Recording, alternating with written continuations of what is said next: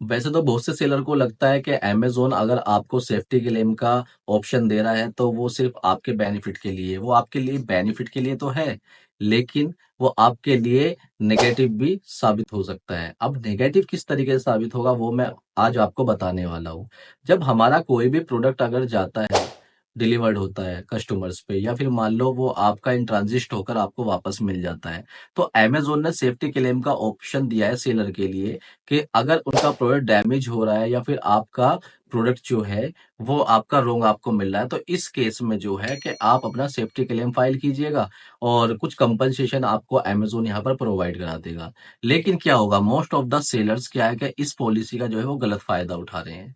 अब इस गलत फायदा उठाने के साथ साथ ये सेलर्स को तो पता है कि हम ज्यादा पैसा ले रहे हैं अमेज़न से और अमेज़न हमें दे भी रहा है, लेकिन उनको ये नहीं पता है कि इसके पीछे का नुकसान आपका कितना हो रहा है।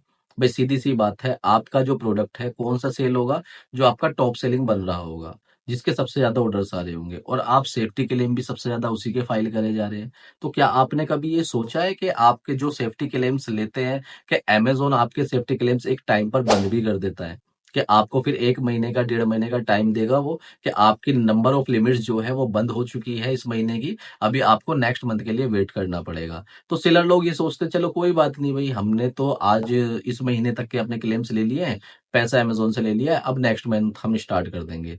चलिए, हम इस चीज़ को भी एग्री करते हैं। लेकिन होता क्या है कि आप ये भूल जाते हैं कि जो आपका टॉप सेलिंग एसाइन है, नंबर ऑफ रीच जब आप ज़्यादा बढ़ा देते हैं क्लेम की, तो उस केस में क्या रहता है कि उस केस में आपका जो प्रोडक्ट है, वो नेगेटिव इम्पैक्ट करता है अमेज़न के एल्गोरिथम में।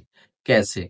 जब आप अपने प्रोडक्ट पे दुनिया भर का क्लेम लेते रहेंगे, जो भी आपका रिटर्न्स आ रहा है, आप सीधा उसको रॉन्ग दिखा-दिखाकर, आप उसको डुप्लीकेट प्रोडक्ट दिखा-दिखाकर आप अब में अमेज़न से पूरा-पूरा क्लेम लेते रहेंगे। तो अमेज़न क्या काम करता है? अमेज़न ने आपके हर एक प्रोडक्ट की जो है वो एल्गोरिथम के हिसाब से एक सिनेरियो बनाया गया है। उस सिनेरियो में ये दिखाया गया है कि आपका जो प्रोडक्ट है टॉप सेलिंग तो बन रहा है, अब उसकी परसेंटेज नंबर ऑफ डिलीवर्ड की कितनी है और नंबर ऑफ रिटर्न्स की कितनी है, और आप कितने क्लेम्स उसके ले रहे हैं। भाई ऐसा तो है नहीं कि जो भी प्रोडक्ट आपको वापस मिलेगा वो सारा का सारा आपको डैमेज ही या फिर आपका रॉन्ग प्रोडक्ट मिलने वाला है। आपको ऐसा भी होगा जो आपको राइट कंडीशंस में मिला है और आपको सब कुछ बढ़िया, जो आप सेल करने की, रीसेल करने की कंडीशंस में आप उसको वापस सेल कर सकते हैं।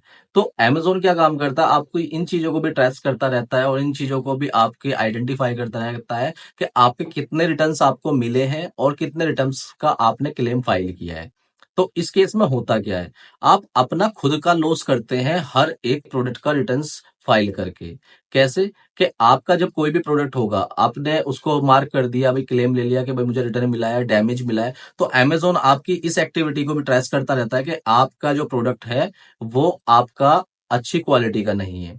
तो वो क्या काम करेगा, वो आपकी विजिबिलिटी को डाउन करेगा, और इस विजिबिलिटी को डाउन करने के लिए अमेज़न का कोई रोल प्ले नहीं है। उसने तो आपको एक क्लेम जो है, एक आपका परेशानी के बेसिस पे दिया है, लेकिन आप उसका गलत इस्तेमाल करते हैं, तो इसका जो मतलब ज़िम्मेदार है वो आप खुद लोग हैं। तो आपको क्या करना है कि आपको ज़रूरत से ज़्यादा क्लेम फाइल नहीं करने हैं अपने प्रोडक्ट के, जिससे कि आपका जो है नंबर ऑफ रीचेज़ भी ना कम हो जाए हर महीने। दूसरी बात, जो क्लेम्स रहेंगे आपके, उनको आपको जो जेन्युइन होंगे उसी तरीके से आप फाइल कीजिएगा। अगर आप अमेज़न पे एक लंबी रेस में चलना चाहते हैं और अपना अपना एक ब्रांड बिल्डअप करना चाहते हैं, वरना होगा क्या कि आप अपने प्रोडक्ट की विजिबिलिटी को खुद ही डाउन कर लेंगे, और एक टाइम पर आप देखेंगे अगर किसी प्रोडक्ट के आपके number of orders per day के एवरेज 100 हैं, तो कुछ टाइम बाद वो आपके 80, फिर 70, फिर 50, 20, और एक टाइम ये होगा कि अमेज़न की तरफ से आपको मेल आने वाला है कि आपकी जो लिस्टिंग है वो डीएक्टिवेट कर दी गई है, क्योंकि नंबर ऑफ नेगेटिव जो रिव्यूज हैं, नंबर ऑफ नेगेटिव फीडबैक्स हैं, वो बहुत ज्यादा हैं कस्टमर्स के आपके। अब उस केस में आप क्या करेंगे?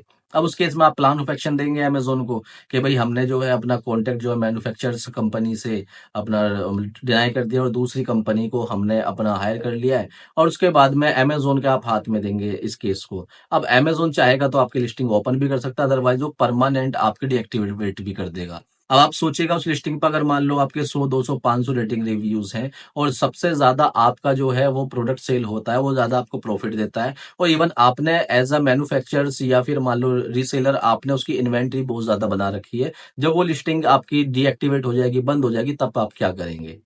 तो आप इस चीज को समझिएगा, सीरियस लीजिएगा। अमेज़न की पॉलिसी का सेफ्टी क्लेम का आप ज़्यादा फ़ायदा मत उठाइएगा। आप जो आपके जेन्युइन आपके रेटिंग जो आपके जेन्युइन प्रोडक्ट्स आपके रिटर्न रिसीव होते हैं, तो आप उन्हीं को फ़ाइल कीजिएगा। अदरवाइज़ आप किसी भी तरीके से इस तरीके का हर एक रिटर्न्स को फ़ाइल मत कीजिएगा।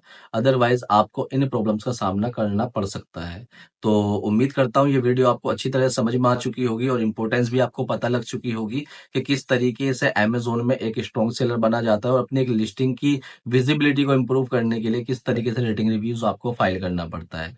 तो वीडियो से रिलेटेड जो भी क्वेश्चन आपका रहेगा, वो आप मुझसे कमेंट सेक्शन में पूछ सकते हैं, मैं जल्दी आपको रिप्लाई करूँगा। तो उम्मीद करता हूँ वीडियो आपको अच्छी लगी है। चलिए नेक्स्ट वीडियो में मिलते हैं।